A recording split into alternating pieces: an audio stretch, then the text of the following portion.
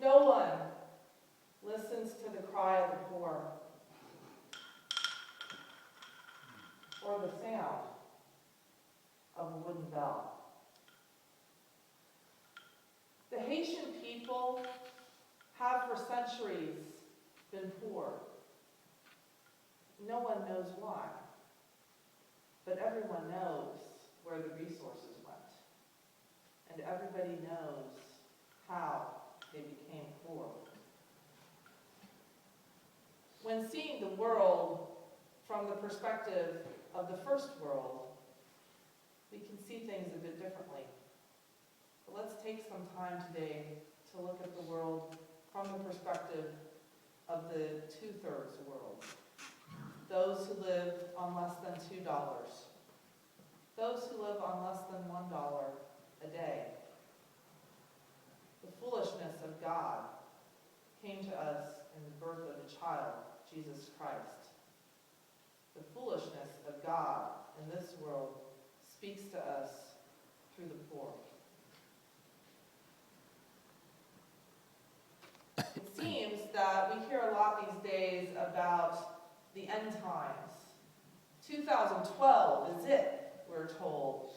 Conservative Christians everywhere are gathering their resources and hoarding things in their homes to be prepared for the last day, the coming of Christ. Meanwhile, us in the mainline churches, we're still pretty cynical. We look at those people as being completely foolish, stupid even, ignorant, naive. But maybe they have something to tell us, and maybe those folks that I just talked about in the two-thirds world have something to teach us about surviving in that kind of world, where there are few resources, where there is scarcity, where there is hunger, where there is injustice. One great hour of sharing is a time when we're called to restore the earth, to kun olam, to heal the world.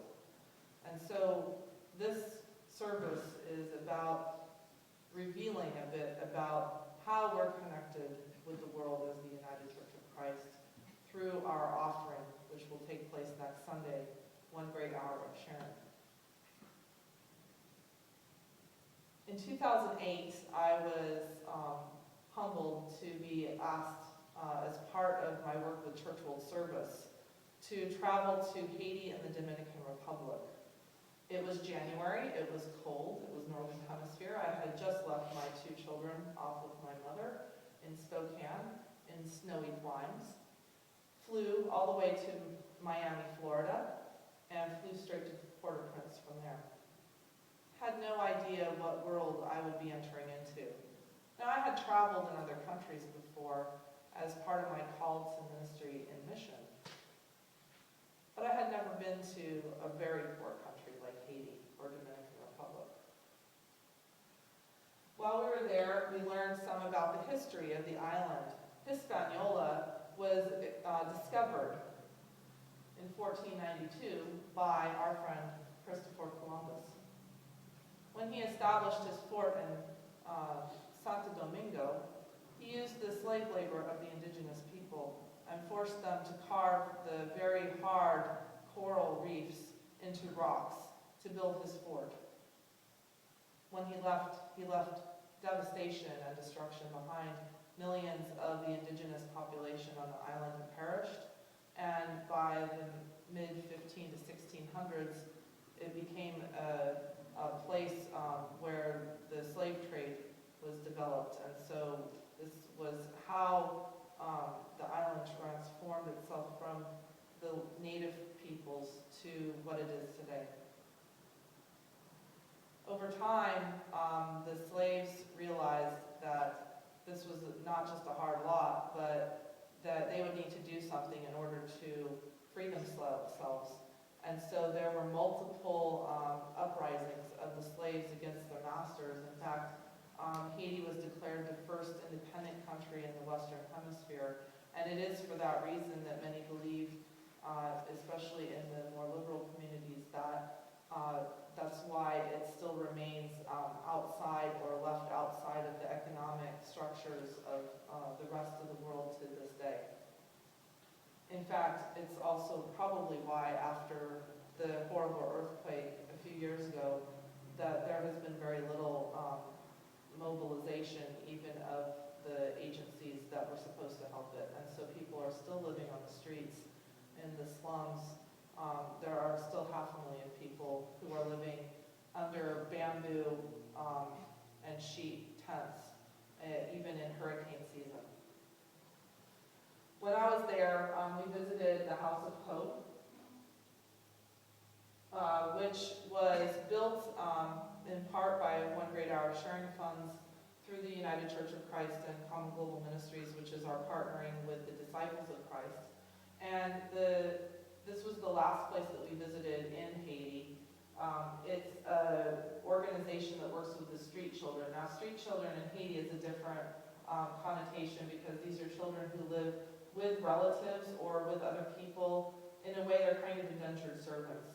And so the House of Hope gives them an opportunity to learn a handicraft or some kind of livelihood so that they can eventually become independent and support their own families.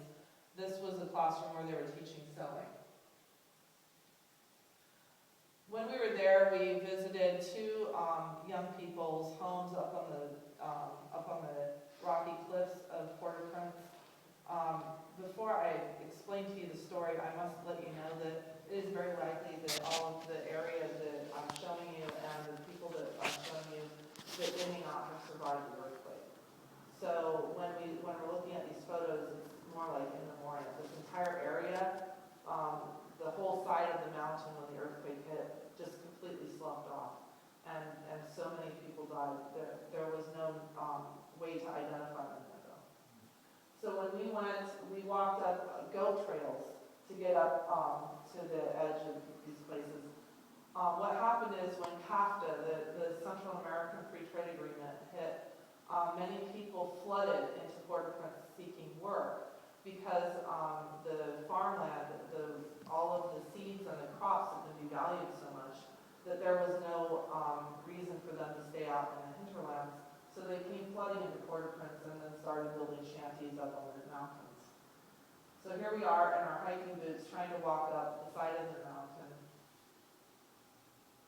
People carry everything, including bricks on their heads. We were following a woman by the name of Dharma Shaleen. I call her Evangeline, which if you translate it from the French would be the good news. For me, the experience with her that day was a bit of a breath of the good news. We visited the hut that she shared with her aunt, and when we arrived, we asked them how many people live here. And they said 3. And we looked around. This is a 10 by 12 foot space. Half of the space was full of concrete blocks that would have been used to remodel or to renew their home because it was made out of metal sheeting. And the sides of the house, as you can see, were covered with sheets and burlap at the top so that the rain would get in. But we asked them, we said, so who are those people? And they said, the aunt said, well, myself, my niece, and God. Well, we're kind of looking around like, how is God here, present with you, living in your midst? And they said, well, God is always with us. God is part of our household. This is where God lives, with us. It was astounding because for all of us, and I'm saying all of us, who are from the first world, all of whom had professional degrees, half of us were pastors and had seminary degrees, we were astounded by this word of hope from the poorest of the poor. These people are not just living on the edge of the mountain, but they're living on the edge of hope. And yet they had more hope and more faith than a grain of mustard seed, and than we ever could feel that we could experience in a lifetime. This is the type of slum that they live in. So you can imagine having a vision of your reality, of your world, stretching beyond time and space and connecting with a God that was so personal that God could live right in your home.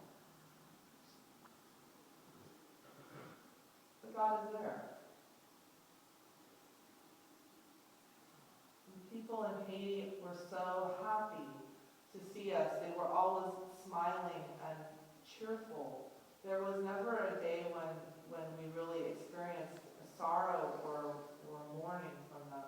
Even if they had experienced really horrible things in their lives, like the loss of loved ones, anything that they experienced, somehow they always had this burgeoning joy within them. These are three of the women that had gone through the program at House of Hope, and they are now what we would say in Haiti is animateurs, leaders in their own right. Well, we would say animators or community organizers. So they're now part of the staff of the House of Hope and teaching other young women different skills and different trades. These young girls were performing some of the native, traditional African dancing for us. Oh, one of the things that I brought with me, let me see if I still have it. This was what brought me to tears, and this is really, I think, what highlights the relationship that we have with our partners on the ground when it comes to mission and global partnership. We use that terminology, partnership. We're not in mission with them anymore. When we arrived at the House of Hope, they have nothing. I mean, these children have nothing. The folks at the House of Hope prepared an amazing banquet for us. And the children came with gifts for us. And this was what I was given. It represents, in a way, the horn of plenty, the bounty, hand-painted, handcrafted by the children themselves. And here we had gone assuming that we were the gift givers. We were the patrons, the patrons of the House of Hope. We have the money, they're the beneficiaries. But actually it was in return. We realized that as givers we have to also receive. Receiving the faith, receiving the hope, receiving the love, but also simple gifts like this. We were so overwhelmed by the gifts that they gave that there was not a dry eye in the room that day. And that was before we walked up the hill. Shortly after that, we flew straight from Port-au-Prince to the Dominican Republic, got off the plane, drove straight into Santo Domingo, and we were greeted at the CCIP. It's the Church World Service has a warehouse in the Dominican Republic. So if you heard about what happened with the earthquake, is that it was very hard in the first 3 days or so for people to get supplies in. The U.S. military had come in and almost shut down the entire airport. But what happened in Santo Domingo was because Church World Service and One Great Ark Sharing Money is already on the ground with the supplies in this warehouse, we were able to get supplies to the people through the land border.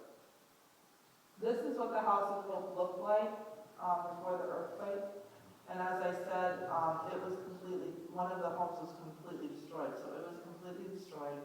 But because of the money from One Great Ark Sharing already being available, and because of really wonderful contributions on the part of local churches, they were able to rebuild within a year. So they had 2 homes, one was destroyed, and they rebuilt. Okay, so this is inside the warehouse. You can see the boxes. There's food in the boxes. There are mattresses already. So as we were there in the Dominican Republic and had just